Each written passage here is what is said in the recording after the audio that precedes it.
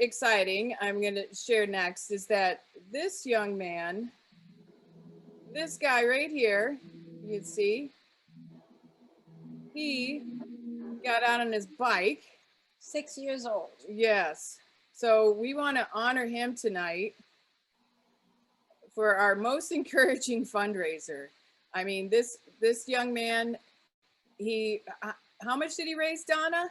If you want to unmute yourself and tell us. I'll stop the screen share. We can go back and can we see? Oh, sorry about that. The No worries. numbers are still coming in. He just received another donation of $80 on top of what he already earned. So let me see if I can. Let's meet him. Have him pop his little. Is he there? So everybody can meet the star of the show, our most encouraging fundraiser. 6 years old. Yeah. I know. Yeah, I mean, it really, sort of, when you think about the next generation and you see this guy riding around his neighborhood with collecting cash, I mean, it can make you really get excited, like be most encouraged. I mean, he earned it. So thank you, Vincent. He decorated his own bike. You did an awesome job, and I'm going to give you $50 to go towards your total. Okay. Oh wow! Look at those eyes. You're $50 more. Okay. All right. So let's see. Let's go to Team Rigby. All right. Let's see here. Hold on a second. Follow me here. All right. So we have Team Rigby. All right. There's $376.48. So Donna, do we have a new total? Should I go for it? Do we get the other money? I've got to send you more money in too. It's sitting on the counter. Okay. So what is that? What is that? How much does That's $80. $80? And then I've got a check for $50. Okay, so it's another $130. So No. Oh, and then she said 50. All right, so $180 is at 376.48, right? 376.48 plus 180, right? So 376.48 plus 180. So 556.48. Awesome. All right. Awesome. Yeah, There's still more going to come in. Right? Look at that. Good job, Vincent. Wait, what do you have? 556.48? Yes. Yep, because you got another 50 coming from Ushi, and there's a $50 check at the Rigby residence, and then another $80 in change, right? So that's 180. Go in the bank. I'll tell you what, I'm going to give him another $250. Oh my God. Who's that? That's his Nana. Oh, you're popping up there, Donna. Okay. Oh my We'll gosh. take it. 250. 250 plus 556.48, right? Yeah. 806. 806. All right, guess what? Guess what, Team Rigby? I'm gonna top it off, so you're gonna have raised $1,000. I'm gonna give you so that's my. Look at his face, that's so cute. All right, so $193.52, buddy. Okay, what do you think about them apples? 193.52. Yeah, write it down and I'll go in and post it. Okay. You're gonna go? Okay, good. All right, Team Rigby hits $1,000. Done. Whoa. All right, Donna, you're gonna remind me, right? She's good at that. She's good I'll at remind collections. you too before I leave Yes, here. there you go. All right, kind of cooped up and really wanted to figure out what we could do while we were in quarantine. So I spent quite a few hours in March and into April making sure that Dr. Czerniecki and his team had what we came to know as PPE, personal protection equipment. So I spent a lot of time getting KN95 masks and face shields. And Dr. Czerniecki, I told the folks when I went to see them over the summer, I said that they were lucky that they worked for him, because he wouldn't just let us outfit him with the gear. He said, I can't have this and not have it for my staff. So he made sure that, for 60 people, that we made sure that they had all the PPE, because their budget really didn't cover for, I mean, they have those surgical masks. They don't, those places don't use PPE, and I think that was a hardship for everybody in the medical field, that they really didn't have that in their budgets. So that's some of what we did. And then another project we did was 4 educational videos. So we're going to start to share those with you in between announcing more winners, like Mr. Vincent there. So thank you again, Vincent. You're an awesome young man. Keep up the good work. Okay, so here's our first video.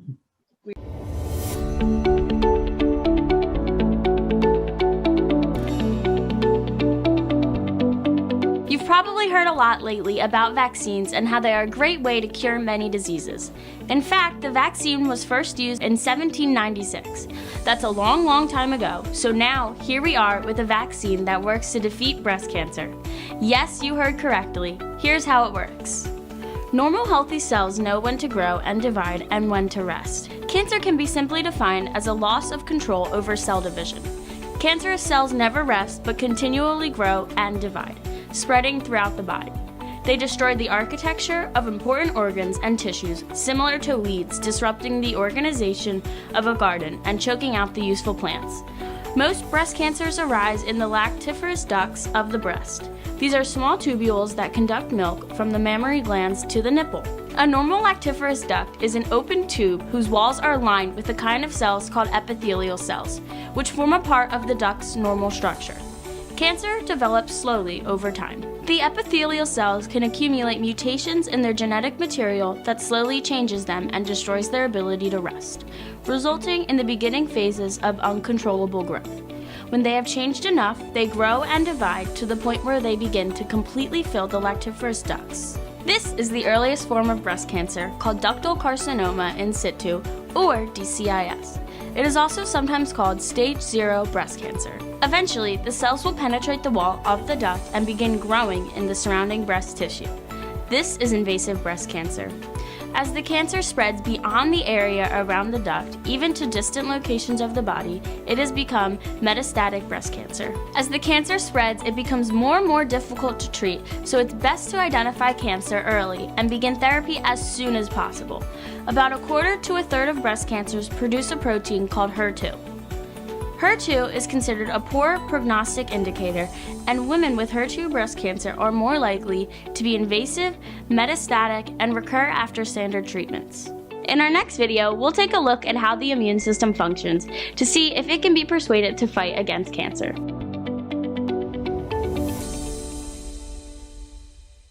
Are going to be something that's available on our, well, it's already posted on our YouTube. So we like to encourage you to share that with other people, once you've seen all 4 of these, and they're super short, a couple minutes a piece. We collaborated with Media Active, which you're familiar with our other videos that we've had over the years with Showers of Hope. So we're super excited that, you know, we were able to do that. Those people, you know, everybody was out of work. And so we sort of capitalized on that to do this project together. So we're very thankful that there was a lot of volunteer hours that went into that project, and we appreciate all of the crew over at Media Active. So our next, we have the endurance event where we logged minutes of our activity. And the idea was, you know, here we are with COVID locked up, and we wanted to get people moving again with purpose.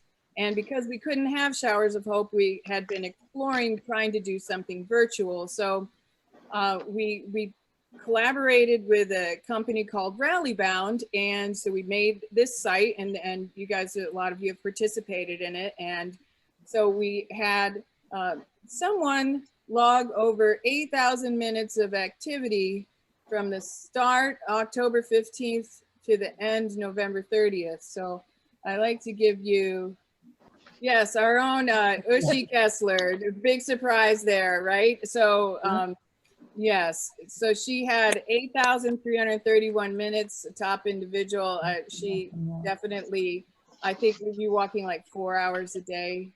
She, Something 10 miles a day. yeah, she definitely built her lungs up. To, you know, Ushi had tuberculosis when she was 17, so she definitely did a lot to combat.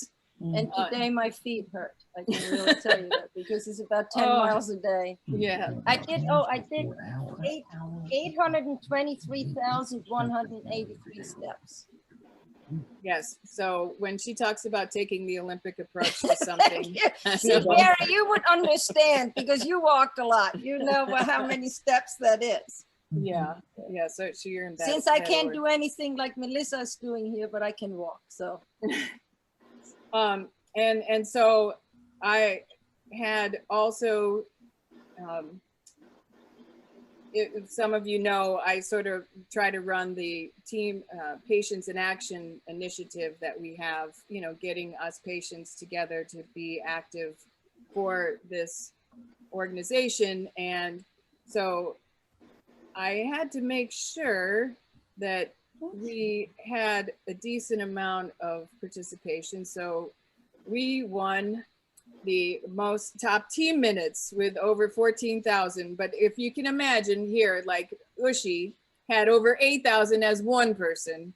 So that was a pretty amazing feat there, you know, that Ushi did.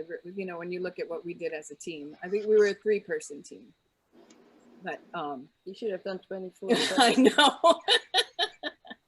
It really makes it comes into light, the Olympian that she is.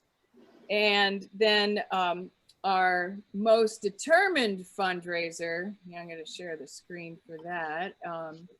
So she's new to us. She even raised money while she had COVID. Marlene, thank you very much. You are our most determined fundraiser. I think there's a picture of you like somewhere floating around. You were raising money while we were all, you know, going through this pandemic.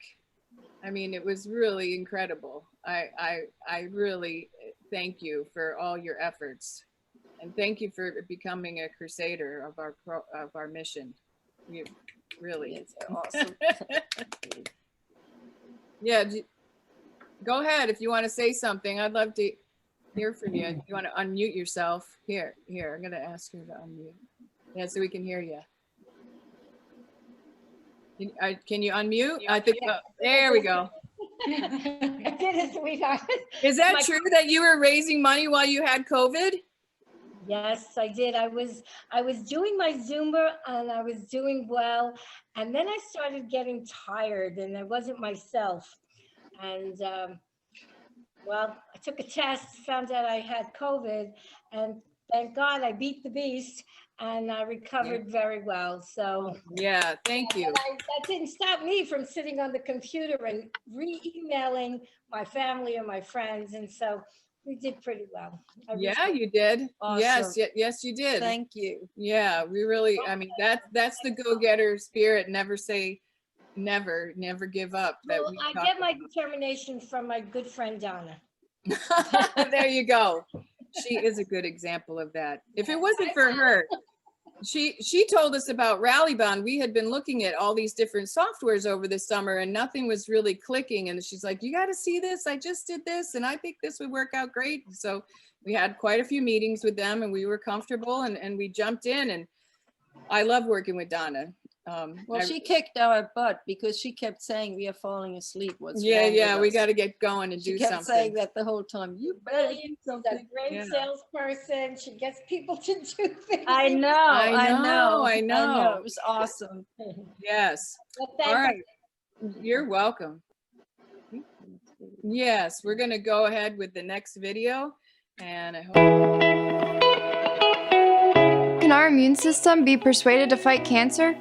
In order to answer this question, let's talk about how it protects us from bacteria and viruses. The immune system is composed of white blood cells, of which there are many types, each with their own unique roles in identifying and destroying outside invaders. But for the sake of simplicity, let us reduce the immune system to only two kinds of cells. One of these is called a dendritic cell, the other called a T cell. To use a military analogy, dendritic cells are like the recon scouts, while T cells are like the fighting generals of the immune system. Dendritic cells stand watch throughout the body and can sense chemical differences between self cells and outside microbial invaders. When they sense these differences, they actively collect unique proteins from these threats and decorate their own surfaces with the intruder's personal proteins. The dendritic cells then travel to areas of the body called the lymph nodes. Here, they present or show the invader's proteins to the T cells, which then divide rapidly, forming a disease-fighting army, which then leaves the lymph nodes to go on a search and destroy mission. Clearly, our immune system is a powerful force, but can it be persuaded to fight cancer the way it fights bacteria and viruses? Check out our next video to find out.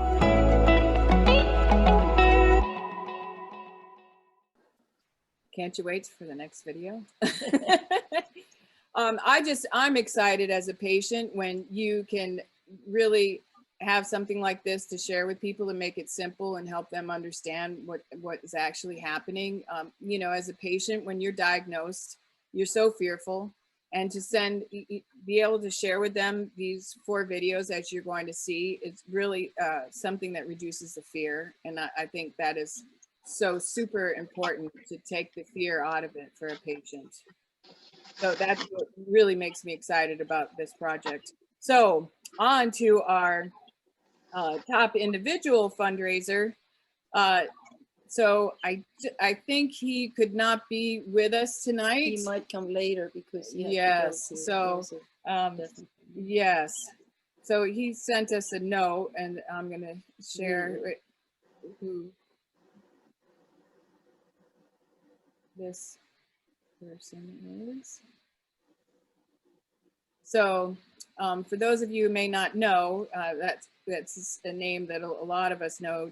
Daniel Amoroso owns Amoroso Bread. If you're up in that area where his bread's available, hardworking man. And if not for him and his family, yeah, the research, he kept it open when we didn't have the funding that we needed to sort of be a bridge. And I really feel like that family helped save my life. There was a lot of times when we were skinny on the funding, and they stepped up and really helped everything keep going. And so we owe a lot to, and right, Dr. Czerniecki will attest to that, I'm sure. And so he's our top individual fundraiser, and we're very thankful for him. So he wrote to us that he just wanted to say thank you to all the people that donated to the fundraiser, and a special thanks to Ushi, Melissa, and Donna, and everyone involved with making this happen during a crisis. And he realizes there's a lot behind the scenes of the hard work to make it happen. And he has a little bit more that I'm going to share, because he also, hold on. his team also is the top fundraising team. And Edwina was his wife. She believed in this research so much that she made Ushi promise. She's not with us anymore, and she made Ushi promise to continue to help with this research. So, because she believed in it and believed that it was going to remove the threat of cancer. So we sort of think of Edwina as our guardian angel. This is Nancy Ash, Amoroso Ash, and my brother wrote me and asked me to tell everyone who donated to Edwina's memory. Thank you very much. Oh, thank you for Oh, sharing Very that. sorry he could not participate tonight. Yeah, he was telling us then last minute. But I mean, it's just, you know, Tell us about, because you knew, like, what you want to share a little something about Edwina for the people that didn't know her? Well, she liked to dance. And she was just a beautiful woman, and she never complained when she had suffered with her cancer. She always had a chance to smile and appreciate anything people would do for her. And she was a beautiful woman and mother. yeah, and wife. Yeah. yeah. So, thank you so much. We miss her. Yes, very much. Yes. We have a new total. We do. Are you ready for this? Okay, hold on. 68,521. What? Oh my gosh, here, I have to share the screen because I had the old one. Okay, hold on.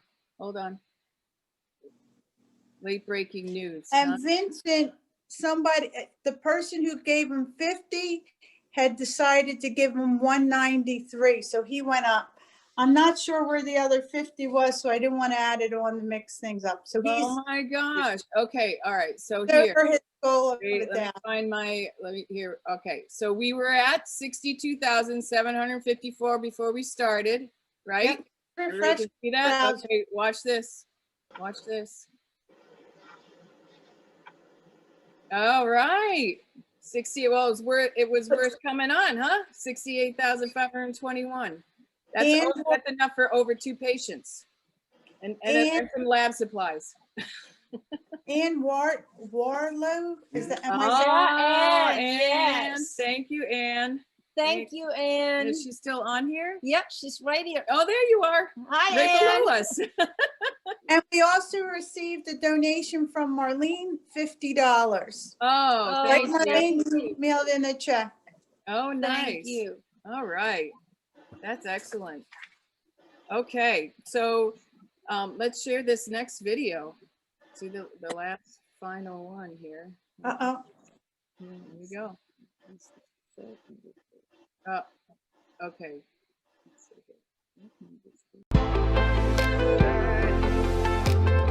This is how we persuade the immune system to fight cancer. We exploit the natural properties of dendritic cells to make a kind of vaccine-like immunotherapy against early breast cancer. To accomplish this, we remove the white cells from the blood of a patient with DCIS and through a special procedure, isolate the dendritic cells. We culture the cells overnight in a nutrient medium that contains conditions favorable for dendritic cell function. Then we add 2 things to the dendritic cells. First, we add some of the very chemical signals dendritic cells use to identify foreign microbial invaders.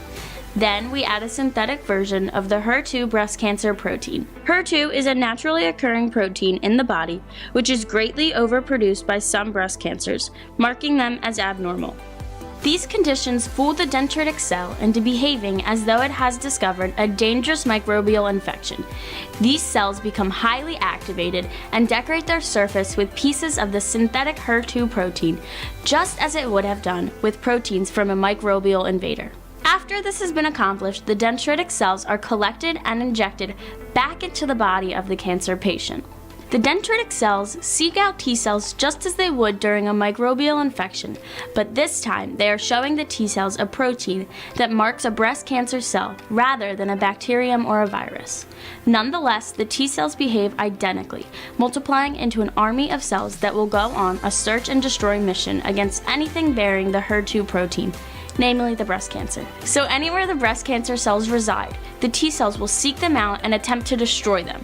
After years of work, research, development, and patient trials, this approach to fighting cancer is really paying off. In our next video, we'll take a look at the evidence that yes, our immune system can be successfully enlisted in the fight against cancer.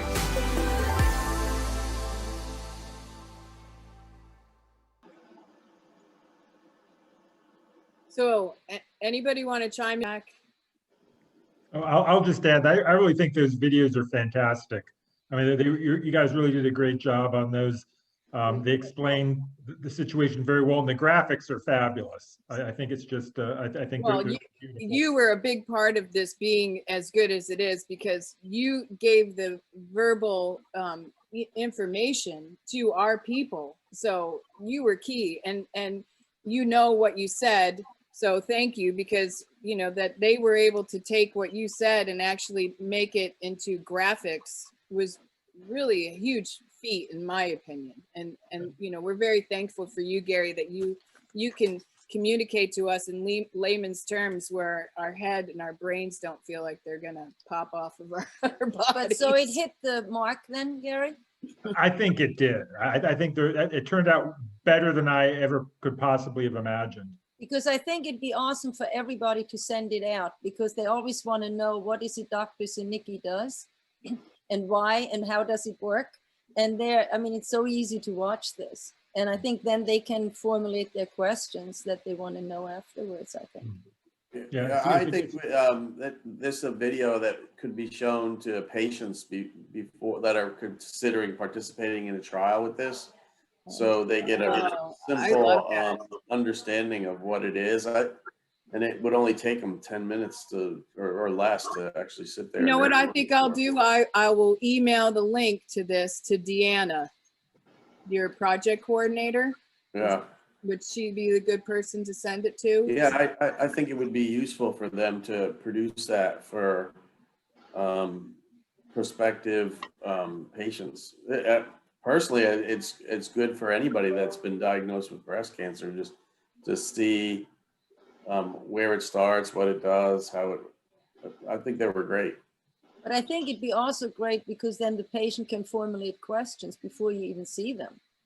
Because, you know, because normally you walk in, I mean, I've been with you with so many patients, and even with myself, you just don't even know what to ask for. You're just kind of shocked. You have no clue what's in, so with this way, you're already a little bit ahead of the game. That's great. This is my first introduction to these videos. I didn't work on it at all. And I found them to be very simple. You know, it broke down the major difficult things so that it's easily understandable for a lay person. Yeah. And it got a lot of information across very well. Excellent. Excellent. Good, Agnes. Thank you. But I think it'd be really awesome if you guys send it out, because that creates the awareness that we really want. And I think when we go back to school, you know, Noreen, because the kids will really understand that, but because I think any kid will understand. It would be great for. Yeah. Who was the young woman that was doing the explanation? Those are both Michael Bornasian of Media Active. Those are his daughters, and which was great because, you know, we're all cooped up, right? And, you know, to have other people. So, and one, Emily, the older one, works with us. She's now a clinical trials coordinator at Moffitt. Yeah. Yeah. So Michael's making trips down to Florida. Well, they actually migrate. I think she made that video before she was. Yeah, she did. Yeah. Yeah. That was made, I think maybe in April. Yeah. Right before she came down. Yeah. Yes. Yeah. Yeah. So I'm so glad you guys like it, because I think they turned out awesome. So you want to go ahead and decided that we could do this, because I was so disappointed, because like I said, when it comes to computer and virtual anything, I'm like a no-show. I have no clue how it works. And I'm so amazed when people can do it. So then when Donna started this, and then Donna and Melissa did such an amazing job to put this together, and I'm just in awe. Like I said, I don't even know which button to push. And whenever I have a file, it disappears into somewhere in cyberspace. But so I just wanted to say that I was so disappointed that we couldn't have the Edwina Amorosa Showers of Hope 2020, and we were so looking forward to. And I just want everybody to know that we didn't cancel it. We have our money down for Showers of Hope 2021, and the date will be announced depending, so we don't have to change it because depending what's going to happen. So it's not going to be canceled, and it's just going to be postponed. And the one thing, you know, what was really sad, that so many people were scared because of COVID, and they really didn't have their mammograms and didn't have their testing. And I was one of them. And Dr. Czerniecki knows I was scared out of my wits because I was late. And thank God 3 weeks ago, Melissa took me over we drove from the east to the west coast, and thank God everything was fine. But I was scared, and I was very lucky. Her blood pressure was through the roof. It was through the roof. Good thing she walks. She thought she's going to have to, you know, I thought she, yeah. they thought we're going to, she wanted to go to the out. bathroom with me, but no, I said, no, I'm fine. But anyway, so some of them were not that lucky. And we just want to make sure, and see, COVID, cancer doesn't stop because of COVID. Neither does Dr. Czerniecki and Dr. Koski. They haven't stopped either. And I am so proud of them. And because of Dr. Czerniecki, that's why Penniesinaction exists. And for 15 years, we have been so proud to support these guys in what they have been doing. They've always under-promised and over-delivered. And now, with further ado, I want Dr. Czerniecki to tell you what he was up to, and then hopefully Gary Koski can also tell you what they were up to while all of us were locked up. They were really moving forward, and cancer doesn't stand a chance to them.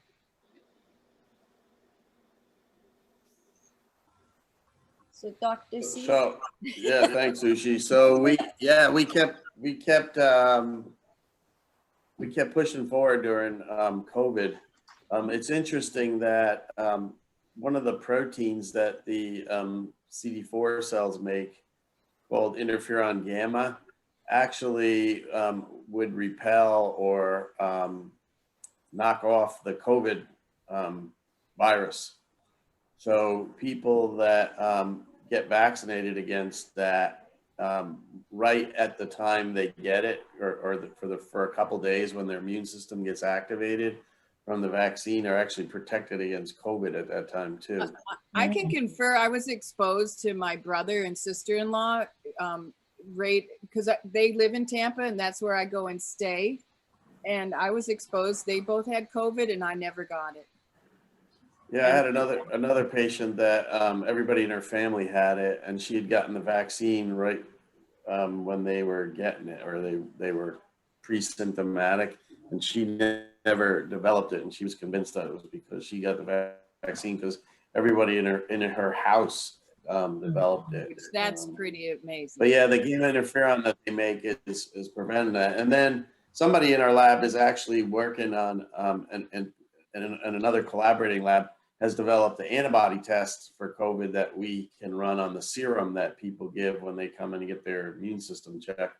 And we're taking that CD4 assay against the COVID spike protein to see if people have an immune response to CD4 cell against the COVID protein. We're trying to develop that right now as part of the test that we do, like we do for her too. So so that's the COVID story, but what were we doing beside the COVID? So you heard about the HER2. So we developed a few new vaccines since last spring. One of them that works against the ER receptor, and one that works against triple negative breast cancer. So we have two brand new ones that are about to be launched. One of them, the triple negative one, is going to be combined with the HER2 for people that have brain metastasis.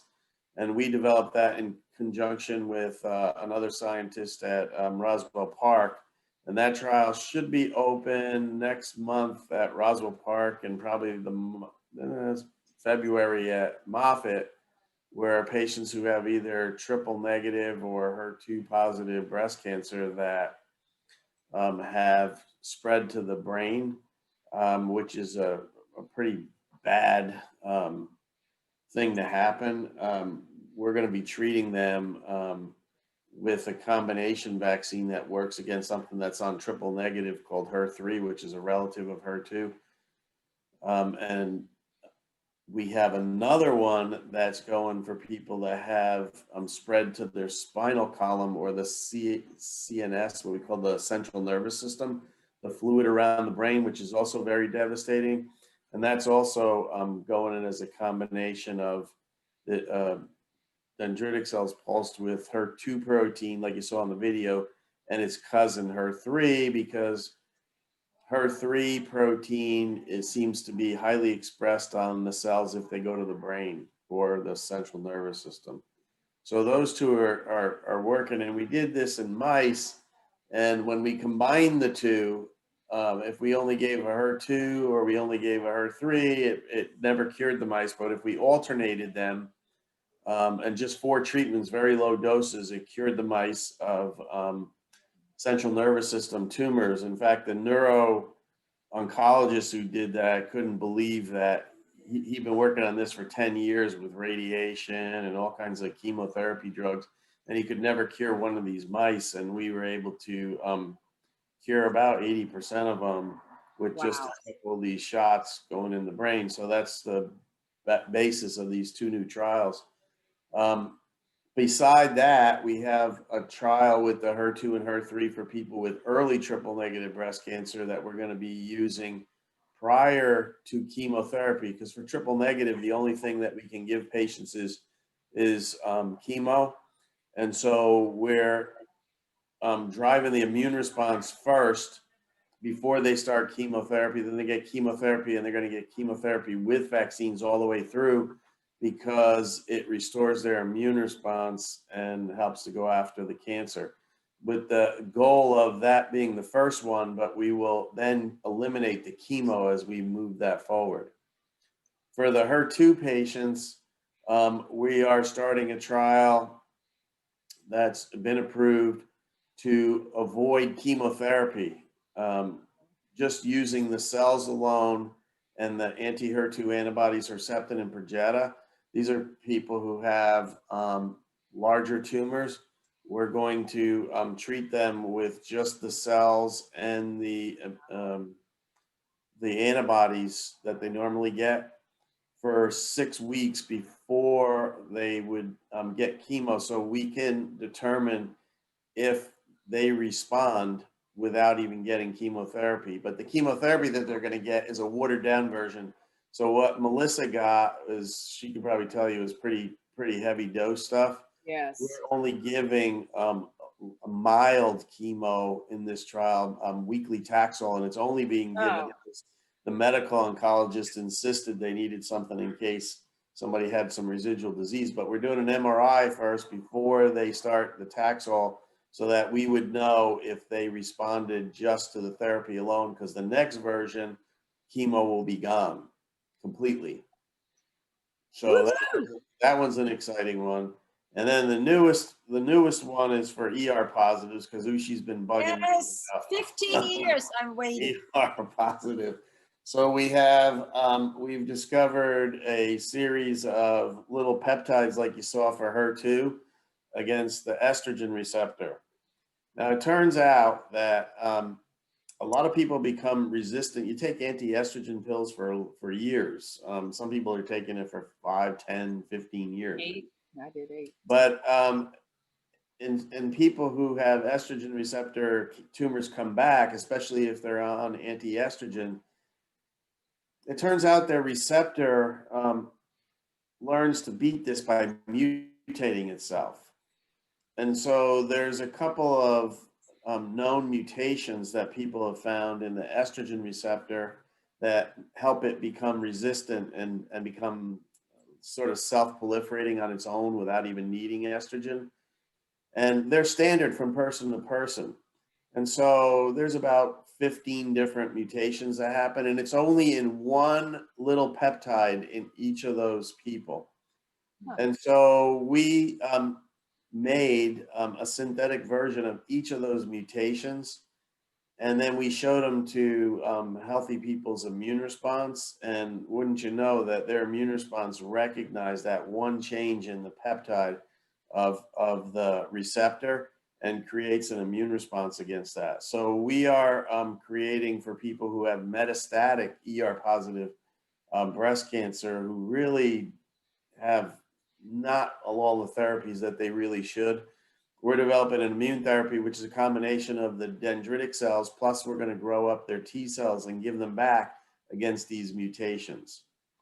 So we have that. And then for the early people, because they don't have, most of them don't have the mutations yet, we have a combination to give with either anti-estrogen or chemo up front to try to eliminate their tumors when they first get them instead of waiting until they become metastatic.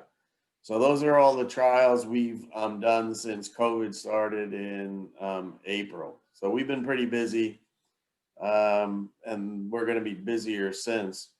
One of the ones we had to, we redid, we had open with the Department of Defense.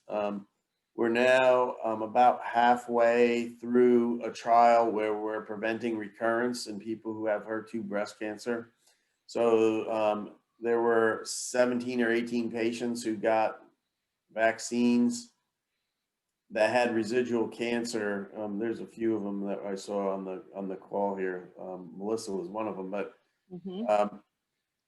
those 18 patients, believe it or not, none of them have had a problem, even though their risk of recurrence is much higher than the average person walking around. And so we've now done, I think we've enrolled around the country close to 50 patients, and multiple centers are now actually doing, it's either one of two vaccines. So we're halfway to the completion of that, and the patients are doing really well, considering their pretty high risk for recurrence. The other one we're doing actually right now is we're giving those same shots that you saw in the videos directly into the tumors in the breast when somebody's first diagnosed. And even without any chemo, before they, just when they get those shots, we're seeing the tumors start shrinking already. And people come back in and say, my tumor feels like it's getting smaller. And we're only giving a couple before they start chemo. But we've seen a dramatic change in their immune response in their blood, which appears to be forcing the tumor cell or the lymphocytes to go into the tumor better. So they're circulating around the periphery, but the tumor's putting up a force field. But if we put the dendritic cells in the tumor, it breaks down the force field and the lymphocytes go in there much easier. So that trial is actually going, and I think we have almost 10 of the 18 patients that are allowed to do that. And we've actually seen that their immune response in their blood is moving down, and it's not because it's going away, it's because it's moving in the tumor quicker. That's amazing. So I think that summarizes everything we've been doing since March. Can I just say something? I mean, just for us that have been involved with you for 15 years now, I mean, it's the most amazing thing of fundraising that I think anybody has ever done, to see what's done with the money. You know what I mean? When you think if relatively small amounts of money that you guys have been working with, it's just amazing. So I'm just hoping that you guys will send some of our videos to everybody. We had about 100 and how many? 157 people participated in our Cure Within in this Crusade. Cure. So we want to make sure that they send it out, and that we, for the end of the year giving, you know, for tax-free giving, that which will still count to this event. So if we can make sure that we can get that out there, because, you know, these guys spending the money the right way, because, you know, everything goes to what's benefiting the patient. And thank you so much. Yes, I'm going to share this, and then Dr. Czerniecki, while I'm sharing this, if you could, I'm going to ask you a question, because I think it's important for our people to know where to go. So on our website, under Dr. Brian Czerniecki and Active Trials, we have all the trials listed. They have clinical trial numbers. These are Moffitt numbers, if you could see my arrow here. So they, and then he has some other non-vaccine related trials. and we try to keep this updated, but what I thought was important for us to know, to be able to share with the people that we come in contact with is, I have the Department of Defense trials now listed here. That's some of Dr. Czerniecki's, well, oh, Doris is with us tonight, and then, Yeah, so those guys, go back to that picture. So those guys, none of this would happen without them. So Gia, who had to go back to China, he just actually this week got a paper accepted into a fairly big journal about how the immune cells make this interferon that causes the cancer cells to go into permanent sleep mode. Amber here is actually going to transfer. She's leaving our lab and she's going in to manufacture so she's taken a Liz role in the manufacturing. Which one is she? Amber right here in the middle. Okay, yeah, I can't see so right here where I have my arrow? Yes, where your arrow is. Okay. And Doris you're seeing back here. Yeah, this is Doris. Doris keeps the whole ship. Yeah. The whole ship afloat. And in fact, I think I just saw Doris tonight. They're because of the increase in COVID cases, they're reverting again. These guys have had to do like shift work in the lab, so they're not all there at the same time. So some of them are coming in really early, some of them are coming in later in the evening. It's been like helter skelter for the last 8 months. And finally, they had just gotten all back together almost, and now they're going to separate again. Crazy. But when you think of, all this, that was the headwind you guys had, and you still did so much stuff. Oh my gosh, amazing. It is incredible. It's amazing. So what I wanted to know is that these are where the trials are being conducted. All right, Emory University, Ohio State University, Indiana, Roswell Park, which is in Buffalo, New York, Rutgers University. We have a large contingent in the New Jersey, Pennsylvania area, so that's closer to you guys. Rutgers actually just got on their first patient because we had to have a whole big thing with lawyers this week. Somebody who is really wanting to get the vaccine is getting her pheresis next Tuesday, and we're actually going to be shipping and producing their first vaccine for them. So they just got on board and they're doing, and then University of Washington's been on for a while. Ohio State, Roswell, and Indiana have done a bunch. Okay, awesome. So I have the contact information here. You just push this arrow over and it takes you through all the contact people at each of those locations. And are you saying to me that they're going to be having other trials, or they're basically, it's this one Department of Defense trial for right now? No, for right now it's that one, but I have other ones with Roswell, the brain ones that we'll have open at both Moffitt and Roswell. Okay, so we'll need to get that information for me to get that updated. And some of these other ones may get opened at a couple of these sites. Okay, all right, so I'm going to be after you to make sure you get us that information so we can post it here. And then Deanna Hogue is the contact at Moffitt. She's the project coordinator that I've been in contact with. I feel like she's done a really decent job keeping me informed as a patient and, keeping my appointments. Just super quick. I didn't qualify back in 2010, for the vaccine. My cancer was too far advanced. Dr. Czerniecki at that point in time, I asked him to make a science project out of me, but he wouldn't do it because he didn't know what he had at that point, and he wanted to make sure, I was still here. So that's what I love about this guy. So then flash forward, he was so successful, and I knew that HER2, high probability of recurrence. So I said, I want to get this. I knew when I first heard it, when I met Ushi in May of 2010, like, this is why this happened to me, and I want this. So then it was so successful. So then I got the initial treatment, the 6 shots over 6 weeks and the 3 booster shots. I had 17 treatments of Herceptin, which is to a targeted therapy against HER2, and it leaves your body. It doesn't stay there. and so when they would do my immune response tests, I was at a 0, like full open for reoccurrence. So after the immunotherapy treatments, over time, I went back to the level of someone who never had HER2 cancer. So then flash forward another, to 2020, and, we're all getting older. My immune system wasn't responding like it had been. So thankful to Penniesinaction, they funded this trial to monitor us patients to make sure that we still had an immune response. So, and Ushi fought for that for 3 years to get that trial open. And thank God, because I had my pheresis done right before COVID craziness. So I had my white blood cells harvested, and then I managed to get I've had additional 3 booster shots, and my immune system is responding again, moving back to normal levels. So for me, obviously, I am super thankful for Penniesinaction and Dr. Czerniecki and all the work that Dr. Costi does he's over at Kent State University, for some of you who might not know, with Dr. Laurel Showalter and Ariel and other lab members.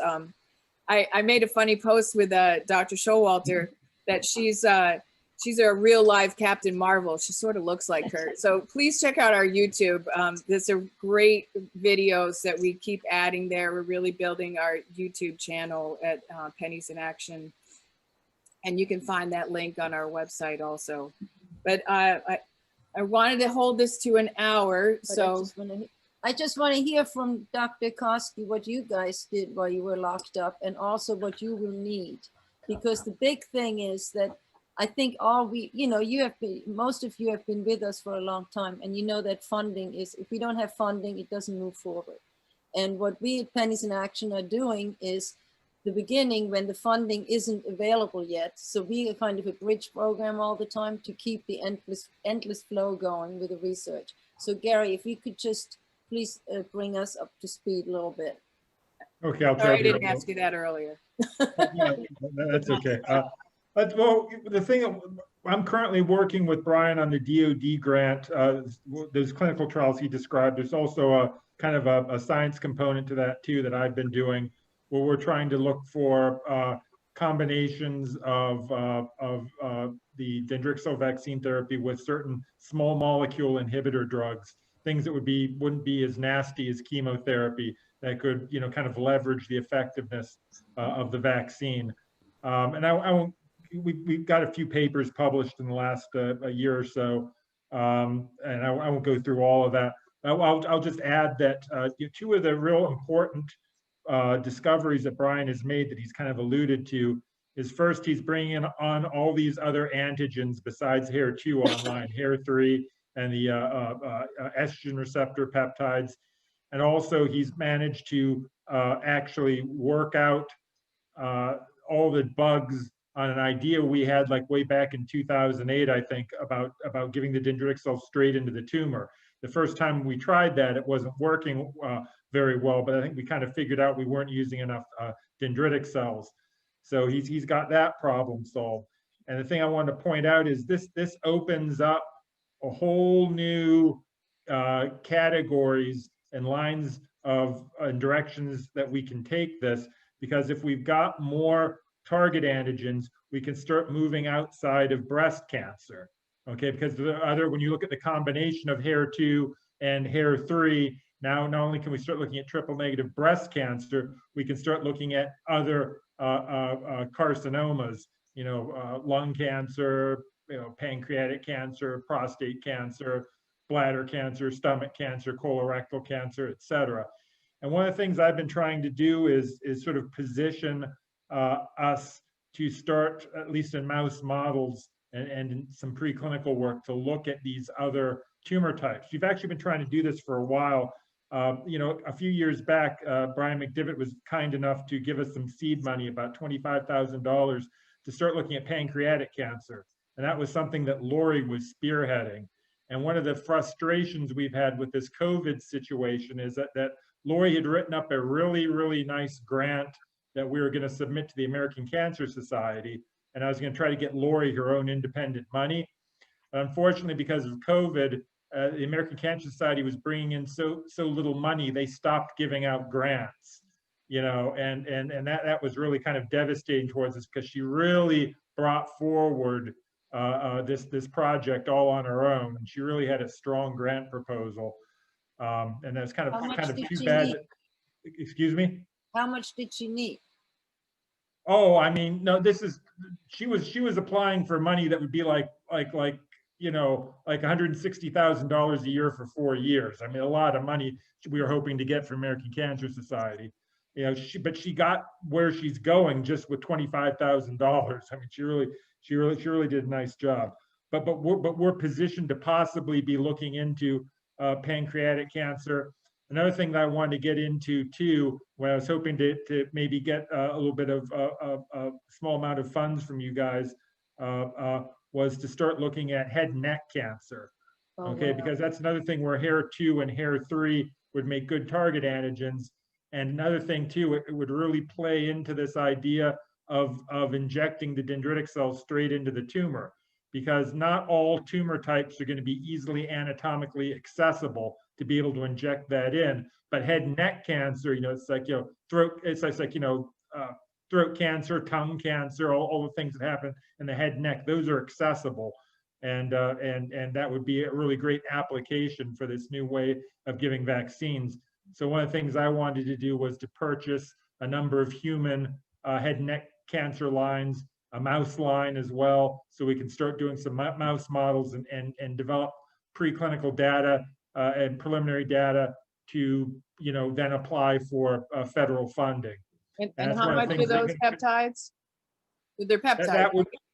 Well, I would need some peptides and also to purchase some cell lines from the American Type Culture Collection. It's like a tissue bank that supplies cancer cell lines to people. It costs money though; they don't give it out. Yeah. Well, how much? Well, for a set of 6 head and neck lines, it's going to be close to $2,000. And maybe for some peptides, maybe I'd have to do some. Might be another $1,500 for that or something like that. So you're talking $3,500? That would get us going. I think you should call McDevitt. Yeah, I think we can cover that just with the loans, what we're doing right now. And I think hopefully all you people out there, because pancreatic cancer, Ursula had pancreatic cancer, Melissa's dad had pancreatic cancer. We need to push that one. And so anyway, so if we can ask all our friends and let that make the thing, I mean, we can cover it with what we got, you know, in this thing. So definitely we want you to keep going on that. Don't you guys think so? Are you guys for it? Yes, agreed. Okay, see, Gary, like you a got drop your in the money. bucket. No, it's funny that a lot of the private foundations have stopped funding anything. Komen, American Cancer Society, is not giving out any grants for that's a lot of money that was lost this year. There's a decrease in almost every private foundation that there is. But see, we're going to keep marching forward, Well, because that was you guys have always been good at stretching the pennies to make into dollars. I mean, you've always got you've been able to make so much happen with so little money, and that's what we've always appreciated from you. It's amazing. Literally, you squeeze the penny to the point that it's flat. You know what I mean? Like it's one of those machines, right? Machines. No, but no, that's okay, Gary. So you can go back and say that you can keep moving forward on that. We'll make sure we cover that. Can I ask a question? She'll get on the phone with them and we get the model number and tell them about little guys like Vincent riding around and give us a deal. That's right. That's right. So many times she's gotten the model number, called up the manufacturer and said, and she got a better price for it than But I always had to cry because it was the kids' lunch money. This time it's going to be great because I can say there's this little kid, 6 years old. He went around to collect. So you got to give us a deal. And they usually do. It's unbelievable. May I ask a question? Yes. Dr. Czerniecki or even Dr. Koski, as a patient, you offer the immunotherapy. So when I'm, God forbid, if I'm looking for a therapy, why would I pick your therapy opposed to anyone else's immunotherapy? Well, I would pick your therapy, but I'm saying as an outside person, why would they choose you? What would be the benefit to choosing you over another one? So for most breast cancers, the choices of types of therapies are limited. So you either have anti-estrogen therapy or chemotherapies. When you get into the HER2s, you have some targeted antibodies, which are what I call immunotherapy anyway. So beyond that, in clinical trials, most of the things the drug companies make are either targeted therapies or some kind of therapy that works for a little while, but it doesn't necessarily pull the immune system in. And that's what kind of Gary was alluding to when he said he takes some simple molecules and he combines them with the immune therapy, because the immune therapy helps to finish the job. It's like taking an antibiotic. When you have a bacterial infection and you take an antibiotic, if you're immune suppressed, you have to take that antibiotic for a long time to get all the bacteria under control. The problem or the issue with most antibiotics in the average person, they only have to decrease it a little bit, and then your immune system finishes off. And so that's kind of what we're doing with this. We're like, you can get rid of or knock down the bulk of the tumor even with surgery, but then you got the little guys running around that are freeloading everywhere. And so your immune system is very good at targeting those. One of the other things we've been doing since COVID hit is we have some models where we have mice that develop these little tumors, and we can find these little cells in the brain and the lungs and the liver and the bone marrow. And when we administer those vaccines, we really hit those cells hard and they go away. Even if the primary tumor isn't going away, those cells get knocked off. They're very sensitive to the immune response. The one thing before I forget, the one thing that we have been doing also since COVID that Doris knows about too is we've been looking hard at the GI tract, because part of the problem of the immune system is sometimes the microbes in your GI tract aren't in the right condition, and chemo changes them and the tumor changes them. And so we did some experiments with mice that we were curing with immunotherapy, and we took transplants from their poop and gave them to other mice that had a tumor. And when we just gave that with our dendritic cells, we were able to cure those mice. Whereas if we gave them poop from just a normal mouse, nothing happened. So there is Probiotic, was it like a targeted probiotic? Yeah, well, so we have to identify the bacteria that are the good guys in there. And hopefully the answer will be, we'll be able to either develop a nutritional diet or a probiotic that will be useful for prevention. So for Donna, like, to further answer that question, I think that the track record of this immunotherapy, because it goes back, how many years? Well, yeah, you've been developing it for 20 years, right? We've been giving it since 2004. October 2004 was the first 16 years patient of giving it to humans. That's Oh, I'm so. I know you are, but I'm just giving you talking points for people, because there's other therapies out there. There's CART, there's other immune therapy. I just don't think. I was just asked another question. Can I ask one of the doctors this? So they want to know, do you see any research developments being made on utilizing personalized medicine such as CAR T in solid tumor cancers like MPNST. Anybody?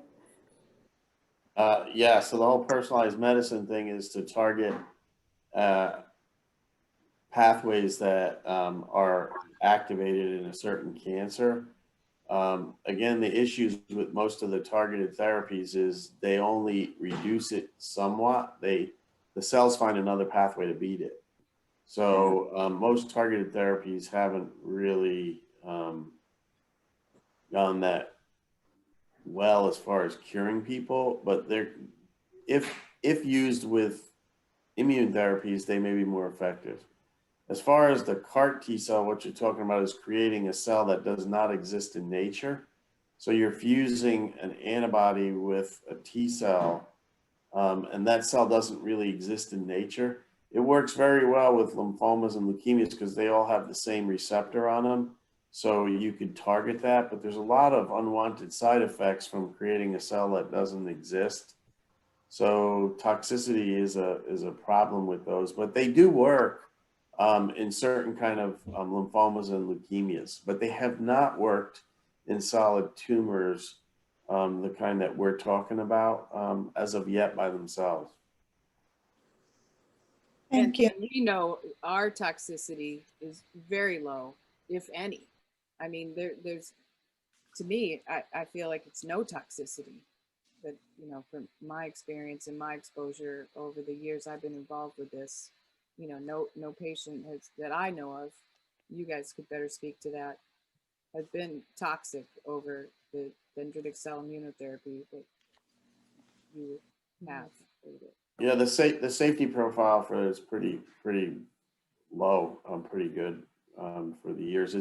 We're using a natural immune response, not one that's created. Right, exactly. Which, who knows what will happen with that later on. Is there any more questions?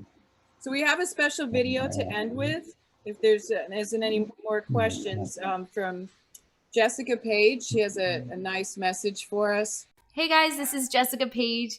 I'm so happy to be part of this fundraiser and to be part of this wonderful cause that you guys are raising for, and so proud of all the work that you've done so far.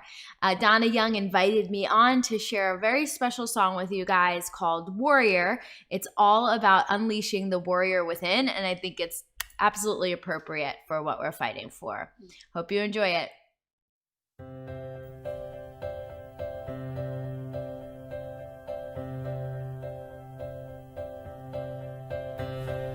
There she is, a little girl playing make-believe.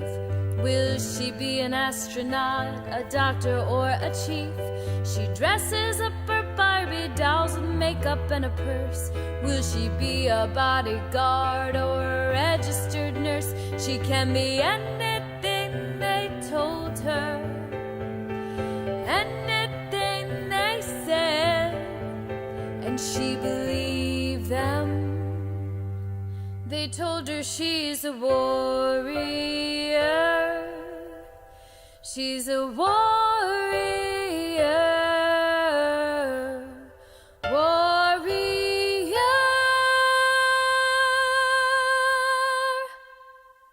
And she's waiting to be unleashed. There she is, all grown up, sitting at her desk, wondering how calculus is gonna solve this mess.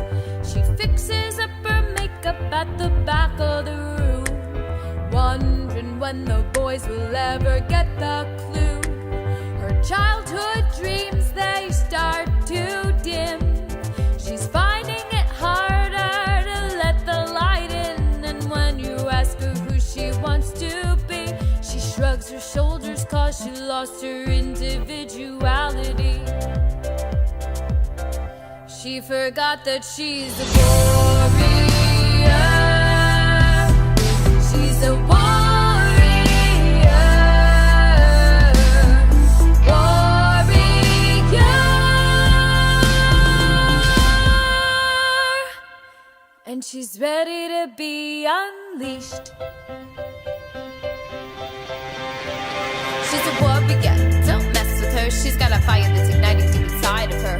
She knows she's a goddess with the intuition keen. Gotta straighten her crown because she's the warrior queen. There she is, a woman, and she's facing the world. She's scared because the warrior has yet to be unfurled. She can't see that she's a goddess with an intuition keen. She's gotta straighten her crown because she's the queen. She is a warrior. She's a warrior.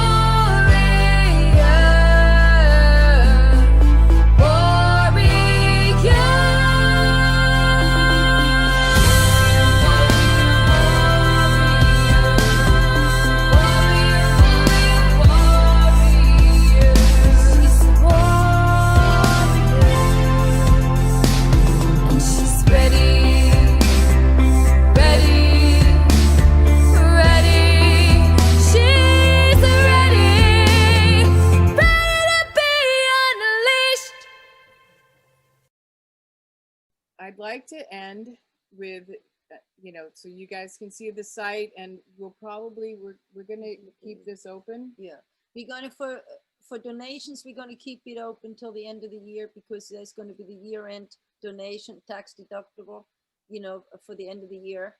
So because we didn't have Showers of Hope this year, but we need the funding. As you can tell, our doctors, they are working their little hearts out for us, and we need to keep giving them the tools so they can do it. So do you want to finish with the video that we started with? Yes. I think it's a good way to end everything. Okay. And, all right. Melissa, Yes. before you put the video, I just would like to thank everybody who participated, all the teams, all the individuals. We couldn't have done it without you. Dr. Czerniecki, thank you so much for everything you do and for taking your time to come tonight. And same for you, Dr. Koski. We couldn't do it without you and your lab. Ushi Kessler for keeping this going. You are the force that keeps us all moving forward.